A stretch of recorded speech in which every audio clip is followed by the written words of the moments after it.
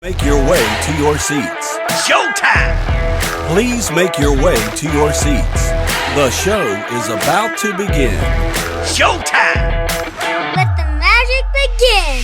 WWDC, and I started looking around at everything, and I saw all these articles about, this was the best WWDC ever, the most feet. No. This was the best. It's boring. This Yeah. is boring. They announced a bunch of feature that's been on Android since 2005. The most exciting thing is the customizable bits, and now you can create new emojis. I laugh emojis. so hard when they're like, look what you can do now. You can move an app anywhere you want on your screen. I'm like, yeah, we could do that in 2005 with Android. I laugh so hard that they emphasize that. And everyone like you're pitching 10-year-old stuff to people, 20-year-old stuff to people, almost 20-year-old stuff. Yeah, and everyone's lopping it up saying, "Oh, this is the greatest stuff ever. Oh, this is amazing." I'm like, really? Because this is some basic functionality. Oh, we can finally change those two buttons on the lock screen, whether it's a flashlight and the camera or not. Yeah. Oh, it's nuts. Yeah. So I'll have to tell them this. The one cool thing that I liked that they announced was that, and this makes me think about possibly getting an iPhone, but I doubt I'll ever do that. That you can mirror your phone on your Mac. Which that is cool. It's cool from screen display, screen recording, doing all sorts of stuff like that. And I guess it's cool from a basic functionality, but do you really think that people would be using that too much? Well, for apps that are specific to iPhone or to the phone itself, instead of having to interact with it and type using the touchscreen, you could type using your keyboard and different things like that. If it's an iPhone instead of an iPad, it's just like I'm old school. I prefer browsing the internet on my laptop than on my phone. So just something cool. I thought that was interesting.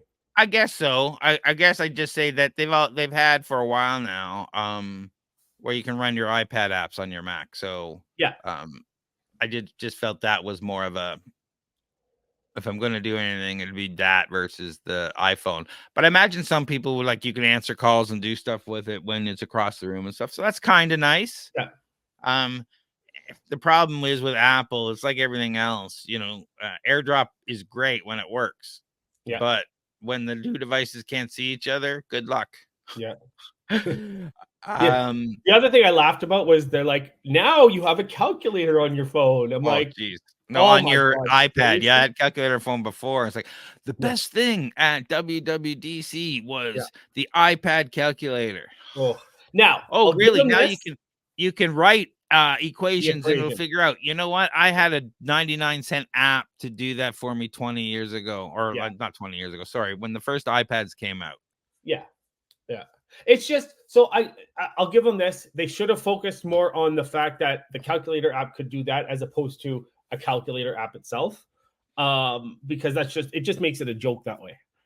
Well, I think they were making fun of themselves because everyone's like, everyone has to go and download a third-party calculator app if they wanted to, or use a spreadsheet or something like that. Yeah. And then, what do? They announced Apple Intelligence. So first of all, they've branded capital A, little I. So good luck you using that anywhere else now. It's a trademark for Apple. And what have they done?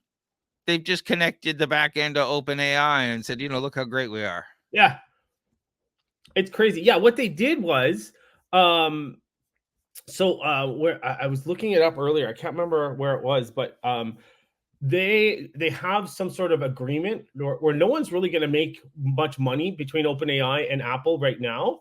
It's more of a distribution kind of thing, but yeah, so it just goes to show how crappy Siri is because they needed to partner with a third party to bring AI because their Siri is absolute garbage, and it's been garbage for I don't know how many years. So I started watching some of their artificial intelligence sessions, but I only got about halfway through one where they're talking about machine learning and using their neural core stuff.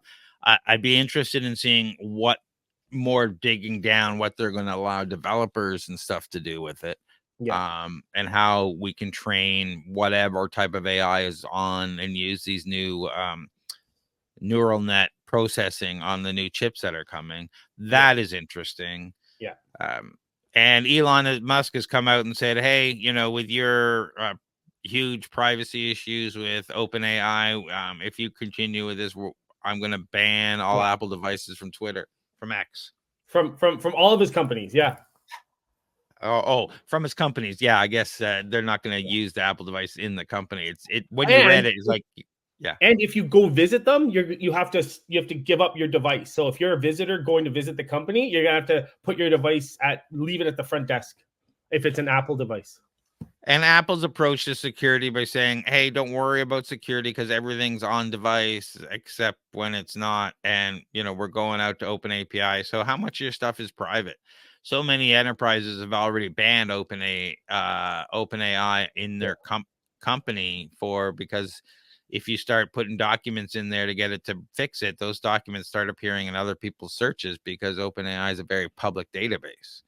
And, you know, we've seen patent applications and all this stuff leak with people pulling this. So, you know, how secure is this and how, you know, is it going to be hacked again like Microsoft's?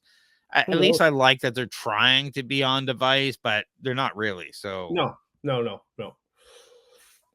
But yeah. Oh, by the way, speaking of LLMs, Claude Anthropic's Claude is now available in Canada for those that are interested who don't use Poe.com or something like that. It is my favorite LLM, by the way. So that's just a side note. Just like